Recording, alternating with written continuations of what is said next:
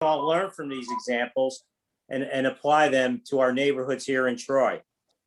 Before I turn the program over to Mike to do some introductions of our guest and our host moderator for the evening, I just want to give you a brief outline of what's going to happen tonight. So we're going to start off with a conversation between our guest and moderator, discussing some questions that our group came up with that are centered around the topic of transformation. Then we will see and discuss some examples of transformation. And then we will, before we end, Joe Fama will discuss how you can email in any follow-up questions you might have. And then Sandra's going to conclude the program for us. So with that, I'll turn it over to Mike Esposito to do some introductions. Mike, thank you. Thank you. Our moderator this evening is Marissa Jacques, a proud Troy native and Union College graduate with strong ties to our local community. Marissa began her career as an associate producer at Spectrum News Capital Region since its first air date in 2002. Marissa's current position at Spectrum is senior executive producer and anchor. Our guest, Gene Bunnell, was born and raised in Buffalo, New York. He earned his Master of City Planning degree from Harvard University Graduate School of Design and went on to work as a city planner at the state government level at the Massachusetts Department of Community Affairs, Office of Local Assistance.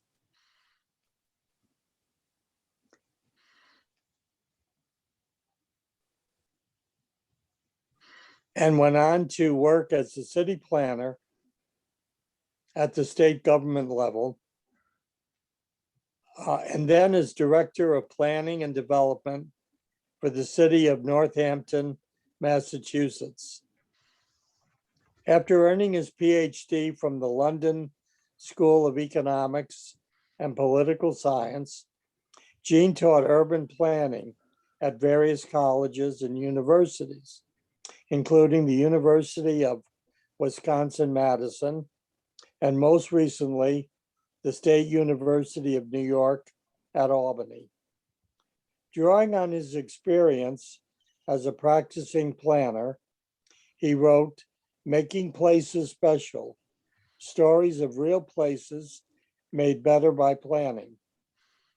Gene is also the author of Built to Last, a handbook on recycling old buildings, published by the National Trust for Historic Preservation, and also Transforming Providence, Rebirth of a Post-Industrial City. Gene lives in Albany and is currently working on a book about how citizens and non-governmental organizations helped advance Buffalo's Renaissance. And now we can begin tonight's conversation. Thank you. Mike, thanks very much for the introduction. I want to thank you. I want to thank Sam Chappone, everybody on the board for inviting me to be part of this discussion. Not only was I born in Troy, raised in Troy, but still live in Troy. I've lived there my whole life. So obviously the Color City is an important part of who I am. It's an important part of my family. So I'm honored to be here. And I do want to thank Gene for joining us, because in our talks with Gene, we understand that he has so much knowledge about this topic in particular, not only with Providence in his book, Transforming Providence, but he's talked about this and he studied it all over the country. So Gene, thank you so much for taking the time to join us. We really appreciate it. I know in Troy, a lot of the discussion and a lot of the questions surround the housing market and homeowner occupancy and how we start to build up neighborhoods. I know this is something that was done in Providence and in other places. So Gene, our first question for you, what techniques or programs would you suggest to influence and inspire that homeowner occupancy in our neighborhoods of Troy? Well, it's a challenge. Some places have done it with having loan programs for housing rehabilitation that give priority to owner-occupied housing. When I was in Northampton, one of the things that the best way to go is to develop affordable housing is through grants. And one of the things in Northampton that I noticed, there were a number of 2 and 3 family houses. And just by encouraging the development of that kind of housing and offering rehabilitation grants to owner-occupied buildings was one of the ways of providing both home ownership for people who would benefit from the income of a rental unit, but are also in the housing, in the structure itself, and therefore have an interest in keeping it safe and well-maintained. I think that is one way of encouraging home owner occupancy. Jean, can you talk a little more on that in terms of here in Troy, we recently had a discussion about foreclosed property, and there was an auction recently, and we actually spoke with a young man named Brad Lewis who has bought quite a few properties. He doesn't live in them. He rehabs them. As you said, it's probably easier if somebody lives in them and rehabs them. But we also have the other side of things in Troy with a lot of apartments and apartment complexes going up. In your opinion, which works more to help revitalize a city? Is it taking those foreclosed homes, if people have the means to do it, and revamping those properties? Or is it when builders come in and they build up apartment complexes or they redo an entire building? Which helps a city more, or do they both help cities? Well, I guess the approach that works more as the one that encourages smaller scale. I mean, one of the solutions that I don't know that Troy has is a land bank. Albany has a county land bank, and they've been very aggressive in acquiring. They get tax foreclosed properties, and then they are in a position to make sure that these properties aren't just turned over to some more predatory property owner who's going to exploit it again. So you want to, they develop policies to screen the future buyers of these property and turn it over at a reasonable price. So I think a county land bank is one way. You could learn a lot from the experience of the Albany County Land Bank and their citizen advisory committee that have worked with them to develop policies to guide how properties would be disposed of and transferred to encourage home ownership. Jean, you and I had discussed about a week ago, not only Providence, but Chattanooga, Duluth. You talked about Buffalo as well, and you've seen success in those areas. We'll get into the waterways in just a minute, but in terms of the comparisons, the parallels between Troy and any of those cities, what do you see as similar? Oh, there's a lot of similarities. First of all, they were all industrial cities, and they had their heydays in the 19th century and the first half of the 20th century. And then they hit bad times and they lost those industries. They have rivers that flow through them and that were basically the cities turned their backs on those cities, on those parts. Limited access to the waterfront. In many of these places, one of the things that they did wrong was to turn their backs to the city and just give the waterfront over to industry, which then degraded waterfronts and precluded public access.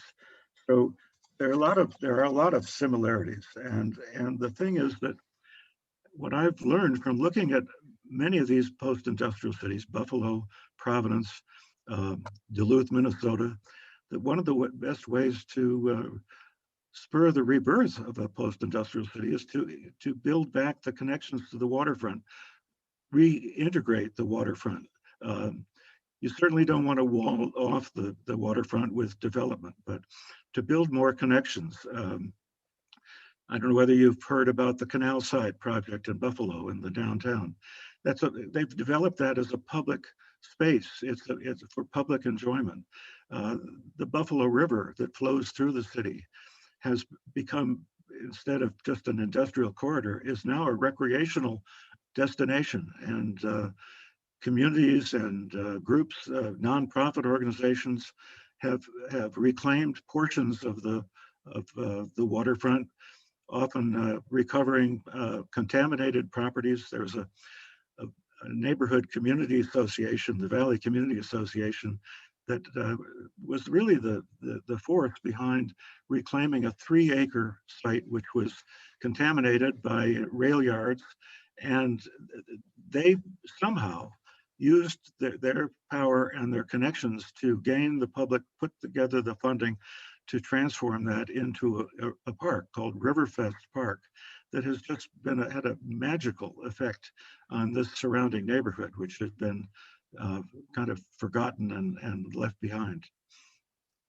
Gene, I do want to point out, we do have a Troy Community Land Bank. It's more city-based than county-based, which you talked about the Albany County Land Bank. Okay. But Well, we do have some folks, city councilors and such on this meeting. So important to bring that up. And I know that they've been very influential in that.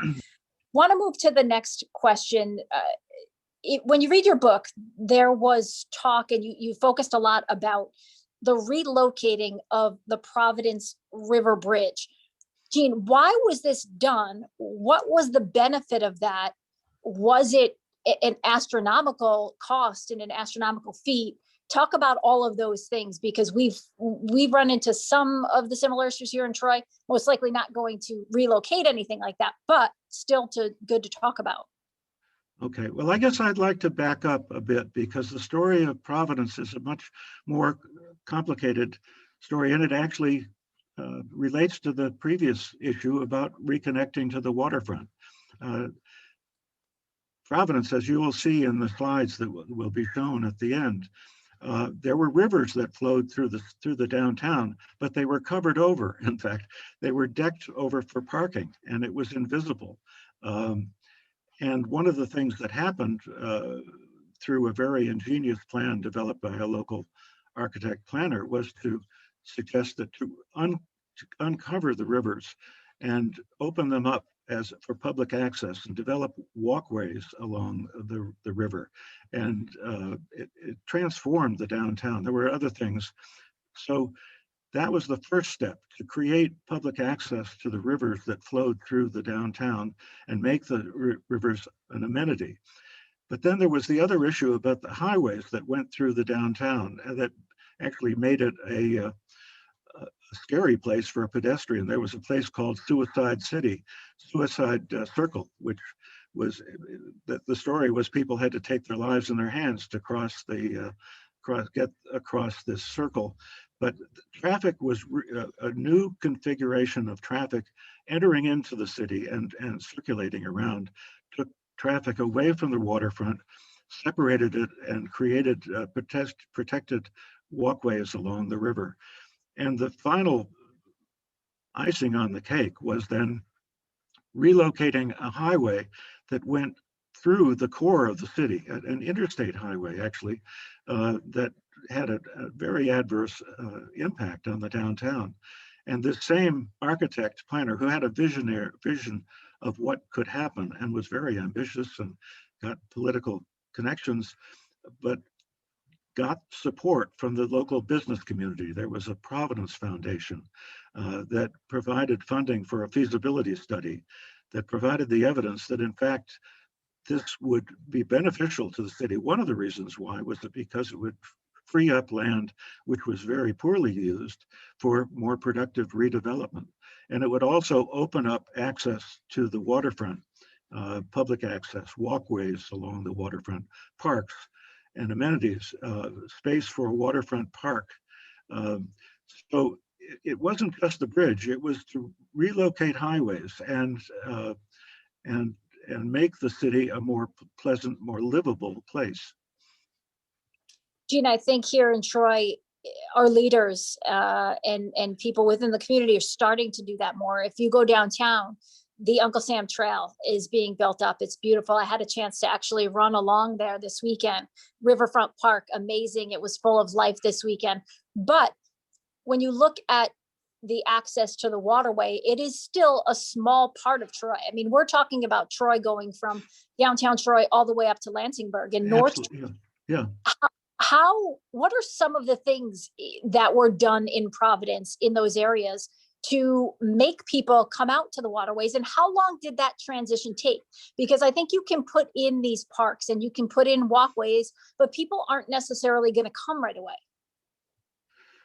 Well, it takes time, and this is a long range effort. I mean, I've seen other places where if you have more continuity along the walkway, along the waterfront, more people will come. A scattered little piece here and there doesn't necessarily do it, but to be able, the water has a magical effect. People are just intrinsically attracted to the water. If you and just enjoy running along the river. So I think you have to maybe look at the overall area and see where the activity centers are and where you can connect to centers of activity. I think in my discussion when we were talking on the phone a while ago, I talked about, when I think about Troy, I think about what are the public spaces, and the most prominent public space that I think of is Monument Square. Most cities, you know, if you think about what are the things that make you think of a place, often it's a powerful public place, and Monument Square is one such place. And I sort of wondered what, you know, could that possibly be connected to the waterfront through the site of the old City Hall that was looked at as a site for development, and then a whole series of ideas that got shot down. But you know, it could extend and create a connection to the river from Monument Square. The site of the old City Hall that's another Zoom call. We'll talk about that on another one, because that's a hot button issue maybe for years. You mentioned public spaces and you touched on it there a little bit. How do they function as a resource to bring neighborhoods together? How can they? Well, they're gathering places. They create sociability. They create connections. It's just a proven. There's a group called the Project for Public Spaces that goes out to to make public spaces more functional, to make them more inviting.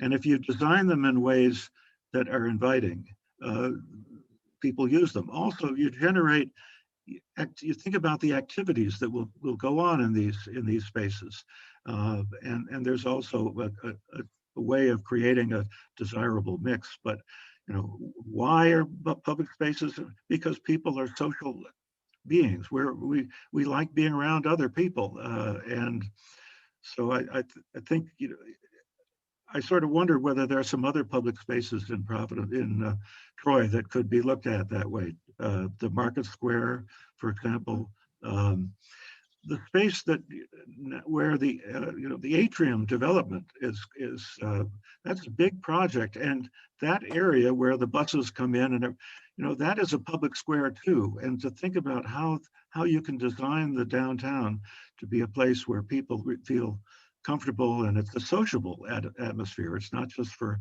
automobiles. Gene, we're going to switch topics a little bit, obviously staying on this same discussion topic, but none of this can be done without money, right? That's always at the root and the core of everything. How can neighborhoods influence the way that federal and state dollars are spent in a place like Troy to make some of these visions possible? Well, I think you form public-private partnerships. You work with other organizations and groups, with the business community, with universities and colleges, and you work on a larger scale. I think neighborhoods have to work together so that they're not just competing with one another for scarce resources, but trying to develop consensus about what are the important things to do to make Troy a better place and to make more people want to live in Troy. So it's how do you make ideas and put them from the minds of a few to the minds of many. You have to build momentum for some of these things. I think partly you need to think strategically about making the case for certain investments, certain projects. I think groups that could be at the forefront of this and already are here in Troy are the preservation societies. What do they do in terms of supporting neighborhood revitalization and neighborhood growth? Well, there's a wonderful model of that in Providence. Is there a preservation society in Troy comparable to the Providence Preservation Society? So, That I'm not sure about that, but if Sam or Mike or And anyone, maybe Joe Fama can answer. Can we let Joe answer? Yeah, we have a wonderful historical society and a great organization that does industrial history, but we don't have an entrepreneurial preservation company that has money to fix up old buildings. okay, well, let me just go back to talking about the Providence Preservation Society, because they were really, if you looked back, they were the key to starting the revival of the city, and the city was in terrible shape, and it was initially organized to save one neighborhood, which was particularly threatened by urban renewal.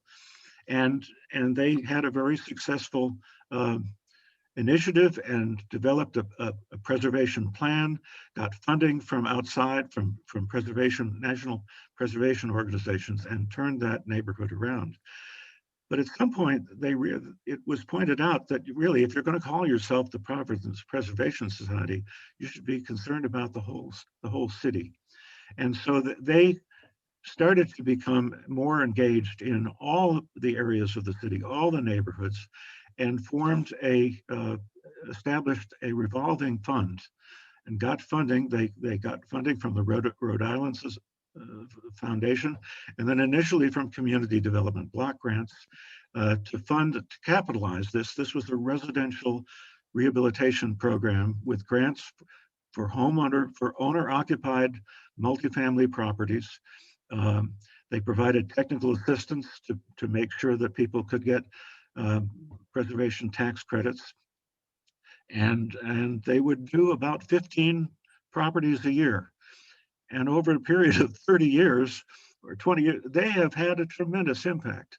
And then in 2003, they established a revolving fund for renovation and upgrading of commercial properties, multi-story commercial properties, and have had similar success. So they turned themselves from just being a preservation society to being involved in community development. They promote discussions on land use and development issues. They comment on major proposed projects in the city and evaluate them. They try to elevate the discussion and consider about the long range impacts of projects. And so they're involved more broadly in community development. I think about Troy, and I think, the thing that most comes to mind is your Christmas time Victorian strolls. But I think you need to do more than Victorian strolls. The city it's well known for its architecture, the serpent fabric. It's celebrated for that, and I would think you could gain support from national organizations to capitalize a revolving fund to protect and upgrade and preserve your precious historic fabric. I was thinking that maybe the fire that you had in the downtown could create, that brought a lot of attention, and you've now got a whole there that needs to be filled, and it could be an opportunity to gain support for outside support for that kind of initiative. Jean, you brought up tax credits. So another question for you. How important is historic district designation to make homeowners qualify for historic tax credits? Well, actually, I think that is less advantageous. Having an historic district, actually, some people would say, they might grumble that I live in an historic district, and you know, as a result, you've got additional things that you have to do. If you're just a homeowner and it's a single family home, it's a major burden. If you're a developer, if you're developing a commercial property, it could be a major, it could be a benefit. And a lot of the renovation projects in Buffalo that, you know, and adaptive reuse projects have been made possible by historic preservation tax credits, but it hasn't necessarily required being in an historic district. Jean, out of the cities that you have studied, waterways obviously is huge in terms of revitalization, but when you look at Buffalo, when you look at Providence, Chattanooga, Duluth, which would you say is the most similar to Troy in terms of even where Troy was 10 years ago? Troy 10 years ago is not the Troy it is today, because so many people have come to Troy. So many people, both in politics and out of politics, have worked on making it a better place. Troy isn't the Troy 10 years ago right now. So when you look at those cities, which is most similar to the way Troy is going? Well, I do think Providence Providence was the armpit of New England not that long ago. I mean, there were people who back in the 80s they were looking to get out, and so I think there are a lot of lessons. The differences, of course, is that it's a state capital, and the state was more focused on their fate and in providing state funding and getting federal funding. But you know, I think Troy needs to be more entrepreneurial, be creative, visionary. Dare to be ambitious, dare to think about maybe some things out of the box, you know, some creative initiatives that would draw attention to the city and qualify it for outside funding.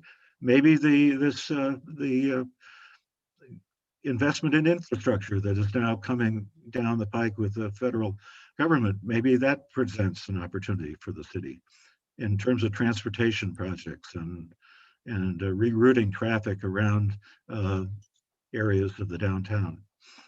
Jean, you mentioned the fact that Providence being the capital, there was more of a focus on that. Troy obviously is not the capital, but Troy is part of the Tri-Cities, Albany, Schenectady, and Troy. Do you think that there is a benefit to those three communities? I mean, I know we're talking about Troy in particular and Troy's neighborhoods, but is there a benefit to those three cities and those three communities trying to come together to do something? I'm sorry, you're talking about our Tri-City area? Yes, Troy, Schenectady, and Albany.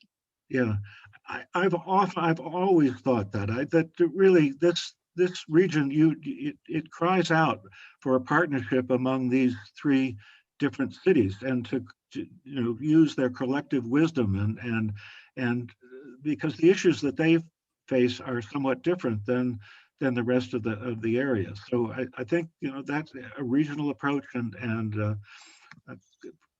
sorry. Am I still here? Yeah. Yep, we can still hear you. I pushed the wrong button, but so I do. I think that would be helpful. Jean, Troy has a lot of movers and shakers, and a lot of them are on this Zoom call right now. Homeowners, business owners, things like that. But for some of us smaller folks who don't necessarily own a business and we have property here in Troy, what can we do in the immediate future, in the next couple of months here, to start this revitalization project, to help this project move forward? Well, I think it's to be engaged, and neighborhood associations can play an important part. My experience is citizens And non-governmental organizations often come up with the creative solutions and the ideas that people in government don't somehow tumble to. You know, that the conventional wisdom is often the thing that becomes the dominating force of government at state levels, particularly, and even within local government. And so you need the citizen drive to come up with solutions and create discussions. Providence Preservation Society would bring outside speakers to the city to talk about things that had happened in other communities and would raise awareness and get people excited about possibilities. They also, during other times when we doesn't have the pandemic, they would organize tours to other cities to see what had happened on the ground. I mean, it's kind of exciting to go to Providence and to see what is happening on the land that was freed up by removing this highway that went through the downtown, and to see the pedestrian walkway that is now placed on the supports that used to support the old bridge that went over the river. So, you know, to see this in process is really quite exciting, and it can energize people to become more involved on a continuous basis instead of just on an episodic crisis-oriented basis.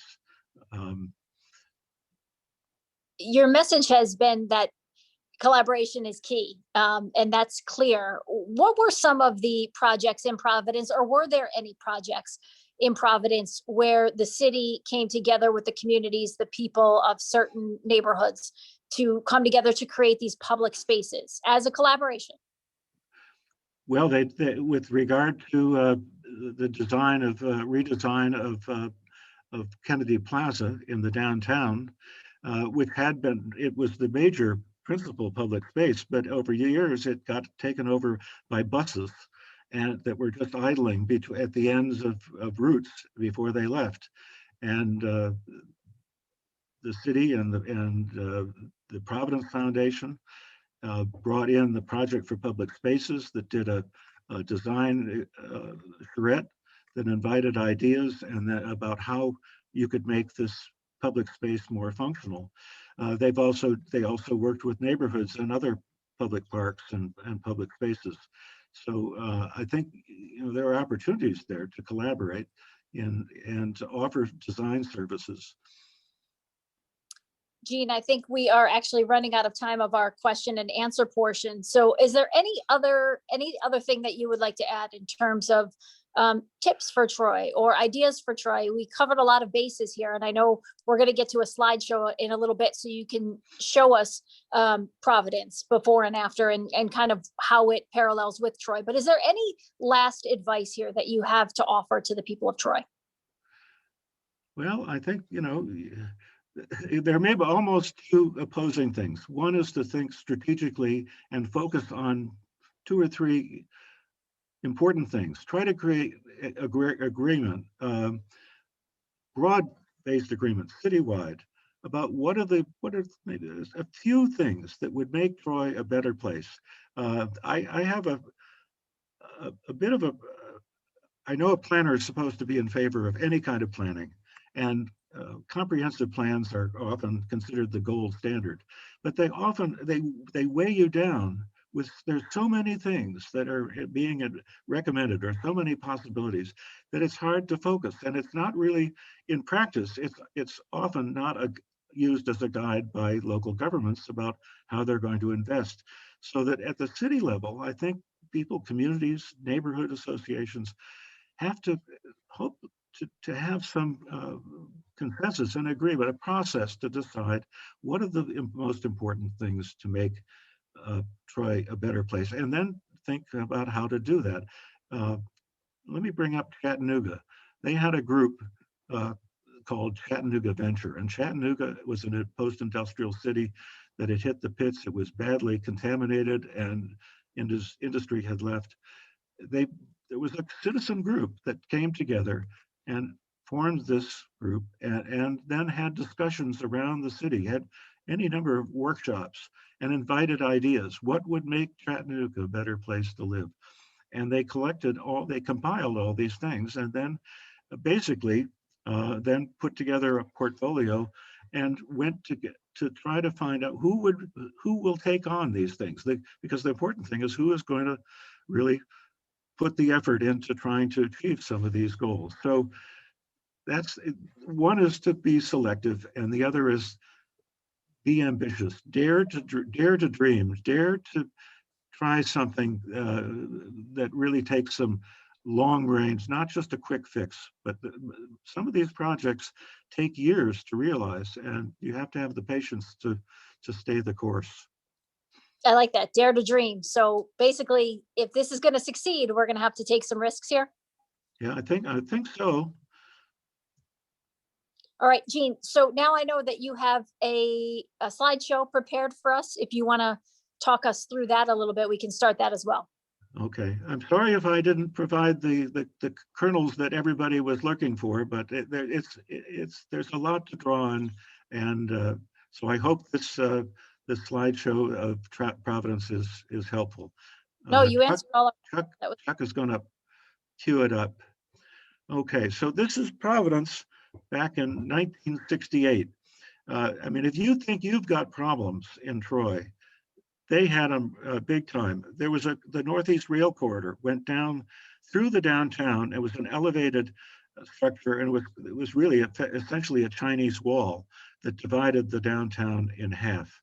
And then the downtown, the area in front of the Capitol, was basically just used for parking. So let's go to the next. Chuck, can we go?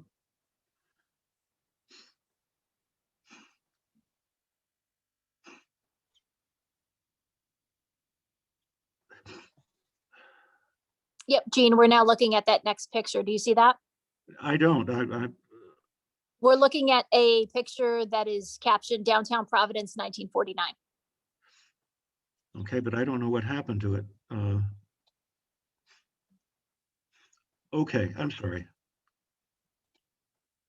Yeah.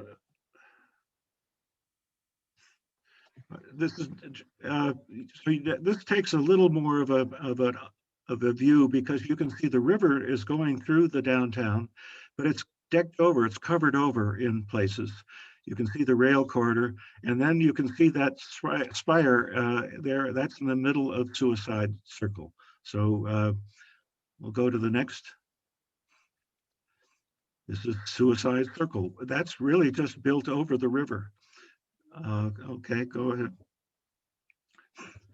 This is what Providence is today, and there's just some remarkable transformation, but they were the product of some visionary planning by local architect planner William Warner, who came up with a scheme for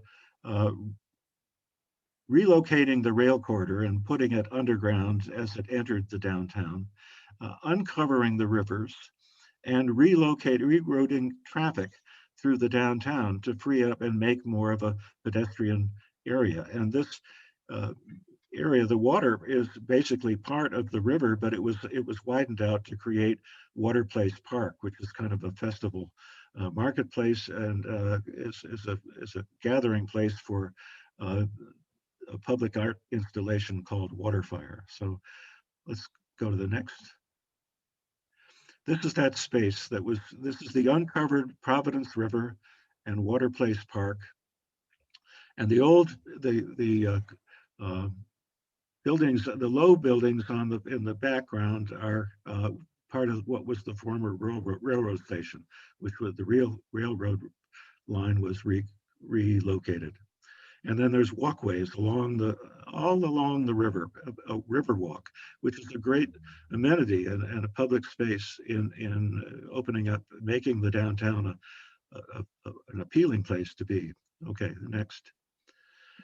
So there's a public art installation called Waterfire. A local artist thought it up and developed an event. These are braziers filled with wood that burn, and the light reflects on the water, and then there's music, and it's amazing. Thousands of people come to Providence in summertime and fall for Waterfire, and it's here in 2021. To think that people come to watch wood burn is quite amazing. But anyway, so this is use. And okay, the next. In 1980, the Providence Preservation Society established that revolving fund that I mentioned. They got the initial funding from CDBG funding, Community Development Block Grant, and from the Rhode Island Foundation.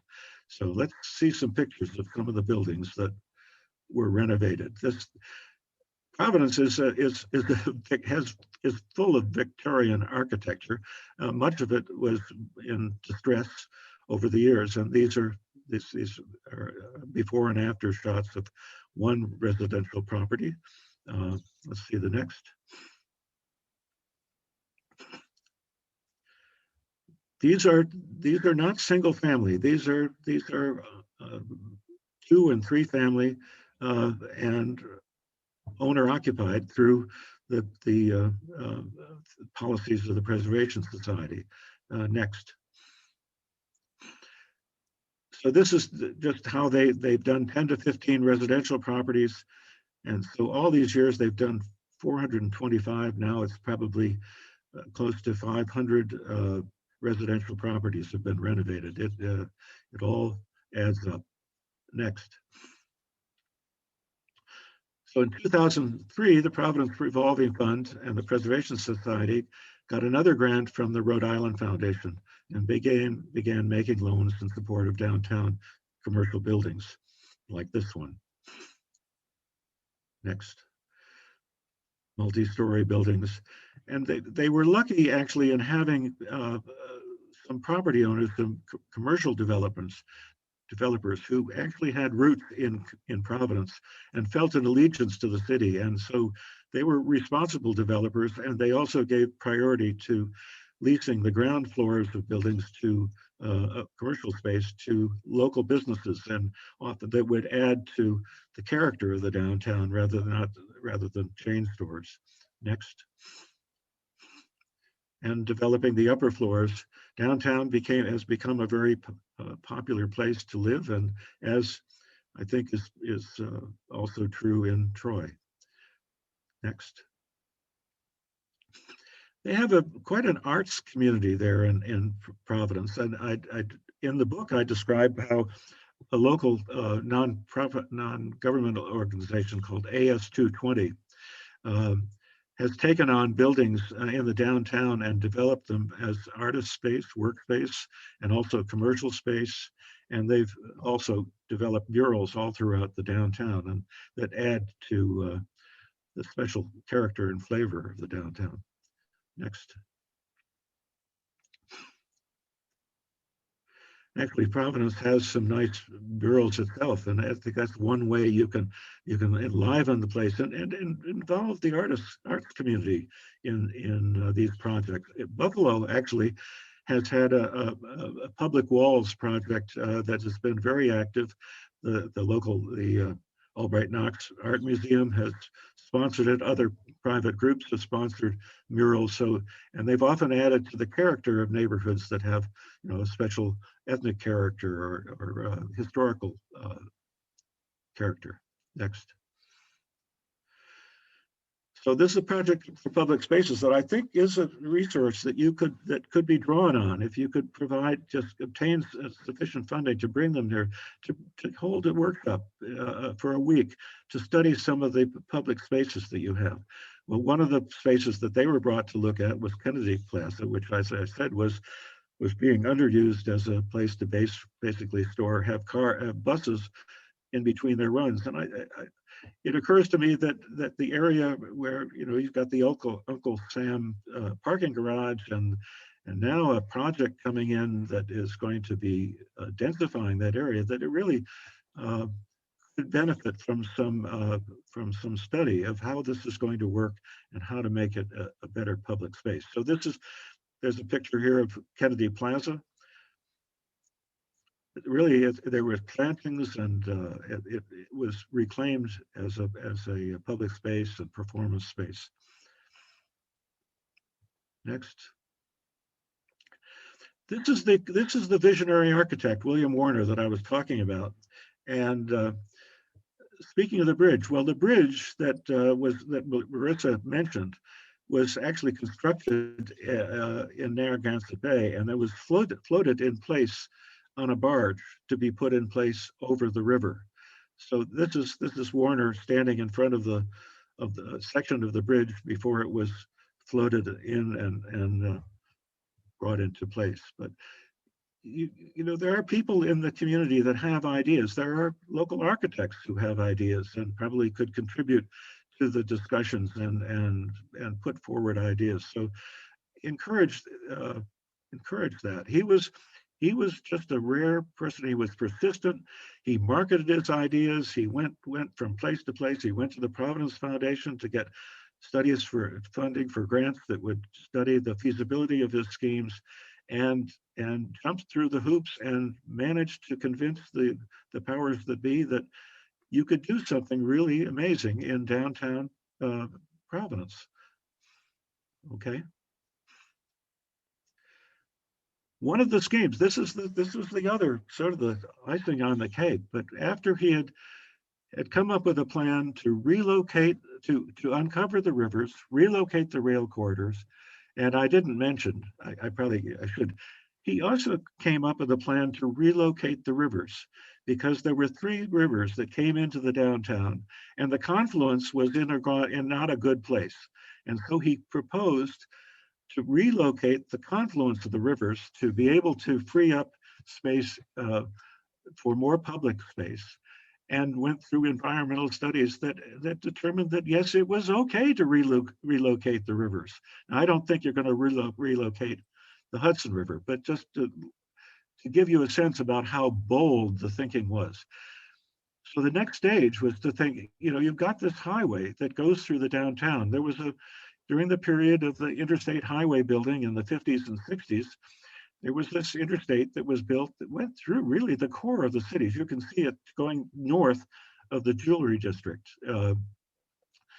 And he thought of a way to bring it to an arc, take it a wider arc around the downtown, and have less of a damaging effect on the downtown. And as it happened, to free up land along the riverfront for parks and open space. The jewelry district, actually, you see that in the center, talking about what local non-governmental organizations can do. The Jewelry District Business Association played an important role in lobbying for this relocation. That's where the industry that was located in Providence was metalworking and jewelry, and that was the Jewelry District. And so that was a major beneficiary in bringing the highway, looping it around. Let's go to the next.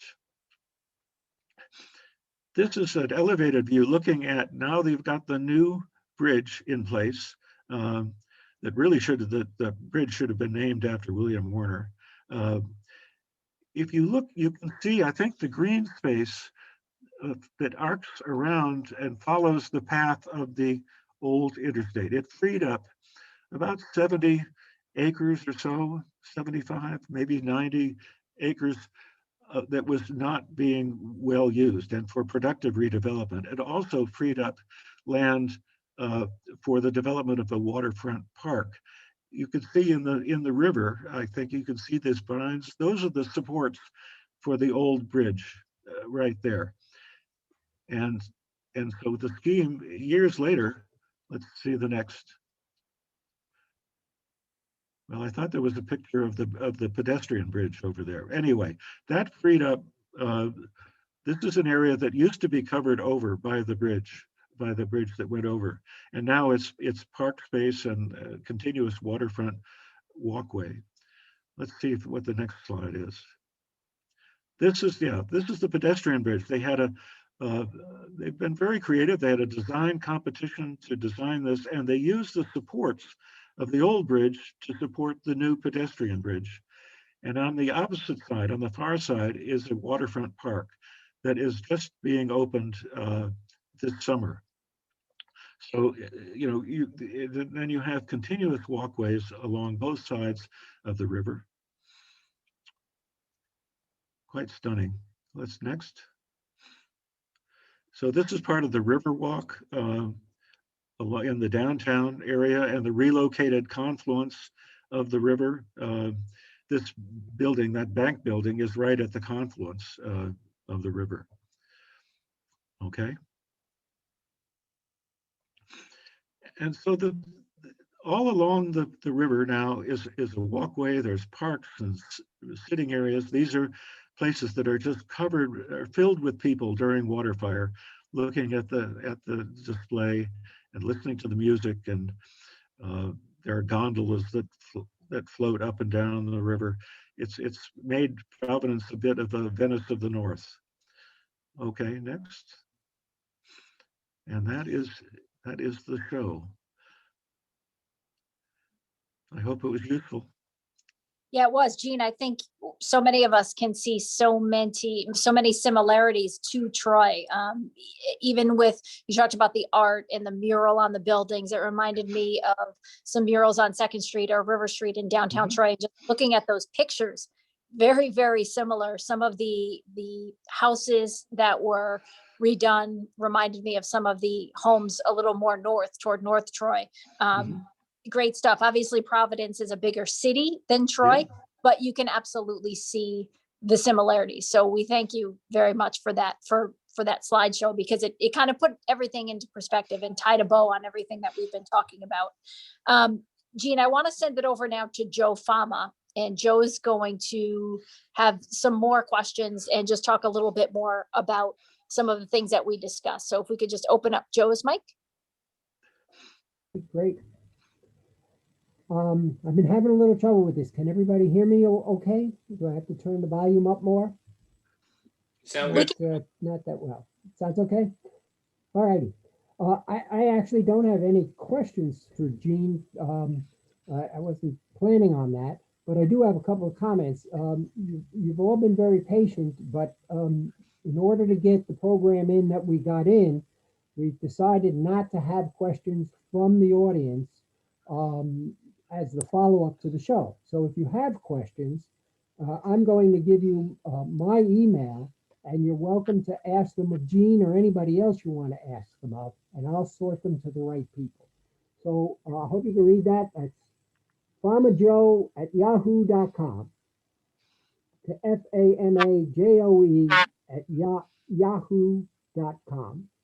So if you're interested in having a question submitted to Gene, send it to me, because if there are questions about Troy, I'll try and find the right person to answer it. But if they're about tonight's show or anything you want to say to Gene, go right ahead and send it on to this email address, and it will get to him. The other thing that I want to do is thank Gene for a great job and for the book he wrote. He wrote several books, but I've only read one, and that's how he got here. Sam asked me if I thought of anybody, and I thought of Gene first. This is his book. You've already seen it. And just to clinch the deal, when I went to see who the publisher was, right on the back, I don't think you can read that, but that says Troy Bookmakers, Troy, New York. They not only handle the book, they made it. So if you want to get yourself a copy of this, you will have despite having already seen this, you have an eye-opening, jaw-dropping time seeing what Providence did, taking the same money that everybody used to screw up their cities to change those things and do the right job in the second instance. So I strongly recommend it, and I hope you'll follow up with it. So, thank you all for coming. Joe, Yeah, can I? Gene? Yes, I published this. I printed this through Troy Bookmakers, and they were very helpful. And I did place this at bookstores in the Providence area and in other places. The pandemic kind of hit, and bookstores have closed. That it was sold at the Brown University bookstore.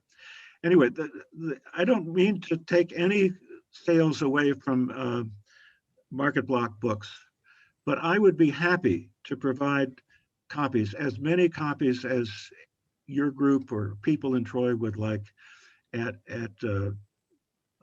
hardly any cost. I mean, I have boxes of these books in the base in the downstairs.